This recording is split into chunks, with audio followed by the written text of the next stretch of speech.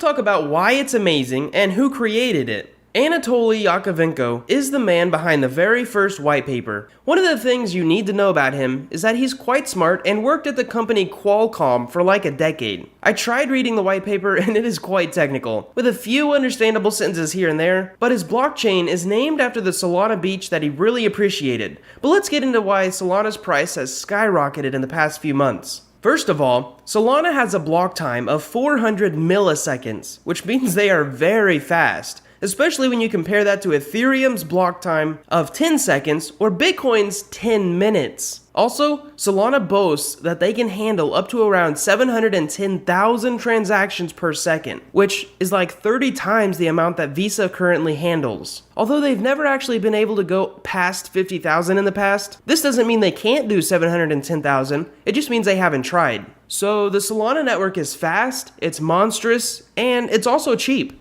I would say that it's comparable to the Matic network, with transaction fees around 1/100th of a penny. Next up, let's get into what makes them so fast and so cheap. The first thing that we must explain is their consensus mechanism, which is a fancy way of saying how everyone agrees what the blockchain should be. Now, they don't use proof of work, and they don't really use proof of stake. Anatoly actually described a new system called proof of history in his white paper. It's basically proof of stake, but it adds in the special variable of time. So you need to know proof of history is not a consensus mechanism, but it is a way of integrating time into the blockchain data. We use something called timestamps to place a specific date and time on the blocks. And we do this so that it allows for a very fast sequencing of validators, basically so that they know their order to submit blocks without having to communicate back and forth. One big problem that other blockchains have is that they have to agree on time. We all take this for granted, but computers have to constantly be going, what time is it really? Since they can't do things like look at their phone or even the sun to determine it. On other blockchains, the nodes, which is a fancy word that means computers,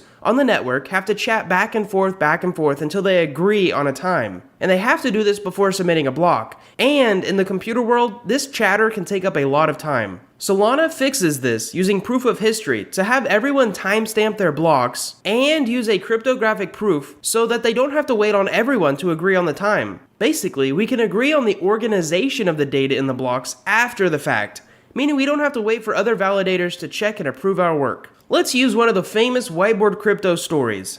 Think about it like this. If you want everyone in your family to send you a letter, and you want them to do it one day after the other, you have to first send a letter to them, and then they have to send all their letters to you. The time that both of your letters are in the mail is a long period of time. What if next time you saw them, you just said, hey, send me a letter at 4 p.m. on January 3rd. That way you would know that it's coming in, and you wouldn't have to waste time or resources asking them to. Long story short, you could set it up so that your uncle sends a letter on January 3rd, your aunt on January 4th, your cousin on January 5th, and then your grandma on January 6th. We want to read these letters in order, but the issue is that they each use different mail providers, like UPS and FedEx. Sometimes they take different amounts of time, and also your uncle is on a work trip, so he's a few thousand miles away. By having them all send their letters on the days that they're supposed to, they may not arrive in the exact order, but they wrote the time that they actually sent their letters in the letter, so that you can organize them when you get them. Basically, proof of history allows nodes to just keep throwing a bunch of blocks at us. And since some people have faster internet than others,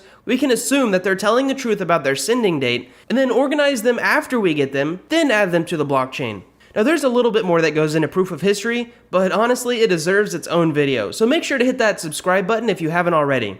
Oh, by the way, of course, in this analogy, our aunt, our uncle, cousin, and grandma were actually all just different people sending in blocks, and we can use math to find out that our uncle actually wrote his letter on January 3rd. Another interesting thing is that Solana has like 25 blocks being validated by 25 people at once. This is how they're actually able to surpass Visa by such a large factor. Speaking of how they're similar to proof of stake, one thing that I personally liked about Solana is that there are no requirements to be a validator. Now, before I explain this, if you don't understand proof of stake, you definitely should check out our video on how to understand some of these next terms. So to compare, Ethereum 2.0, you must stake around 32 Ethereum, which is equivalent to around $100,000. On Solana, you only need to hold a very small amount of the coin and pay a fee to vote each day. There is a catch though. The voting fee is the only thing I don't like. Right now it's like 1 Solana per day, so around $70,000 a year, which seems ridiculous. But I mean, right now there's almost 1,000 people doing it, so maybe they know something that I don't.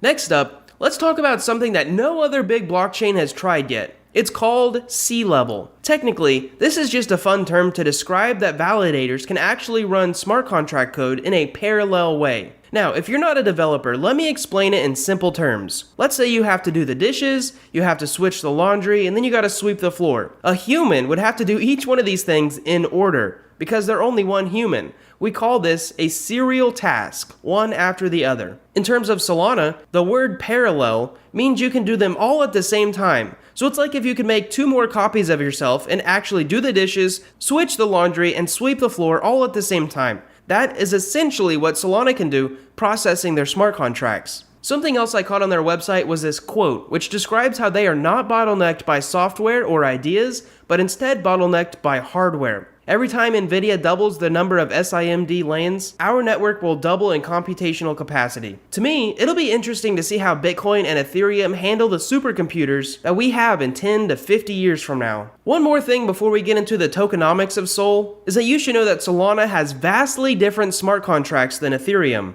Ethereum uses a virtual machine type system to run its Solidity code, while Solana uses the Rust programming language. Rust is a very low-level language, meaning it's much more powerful, but it does require more work to create things. One downside to this is that developers can't just copy and paste their dApps and projects like many other blockchains can from the Ethereum network. Everything must be coded from scratch. However, they will have more power than Ethereum smart contracts. Finally, let's get into tokenomics, as I know a lot of people watch our videos to get an idea of how a coin or project works so that they can invest in it. This is a simple reminder that we will never offer investing advice, we will never reach out to you to ask for money, and we will never post our WhatsApp number in the comments. The spam comments are so bad lately, please do not contact them. So the coin on the Solana network is the Sol coin, and it is used for transaction fees and used all over the blockchain ecosystem. From as far as I can tell, Solana is both inflationary and deflationary. It's deflationary because for a long time 100% of all transaction fees were burned. And now it's around 50% that are burned. But it's also inflationary because they recently approved an inflation schedule where staking rewards are paying out around 8%. But they do get cut every few days by a very, very small amount until the final staking rewards hit 1.5% in 10 years. Now in terms of total supply, they initially started out with around 500 million tokens. And of course it will keep increasing due to the proof of stake rewards. Also, on the topic of early distribution, there are 4 private funding rounds before their initial ICO. Those 4 funding rounds and their ICO sold around 36% of their supply and at a very cheap price too. I mean, they were selling these things for like 25 cents each, while the price currently sits at $200. Another 13% of the tokens went to the founders of the project, another 10% went to the Solana Foundation, and the remaining 39% went to fund community initiatives, which is also currently held through the foundation. Now, some weird thing that I found out was that there was a Solana wallet holding like 13 million tokens, and nobody knew why, so they just burned a bunch of them. Definitely worth noting. One more thing worth mentioning is that Solana actually went down for around 6 hours in December of 2020. Honestly, to me, this is a little scary because a decentralized protocol should never go down. It means everyone participating in the network had the same bug. This problem did absolutely nothing to the price though. It seems nobody panic sold due to this news. Lastly, Solana is still in the beta stage, so if you're an investor or want to develop a dApp for them, you should definitely know that.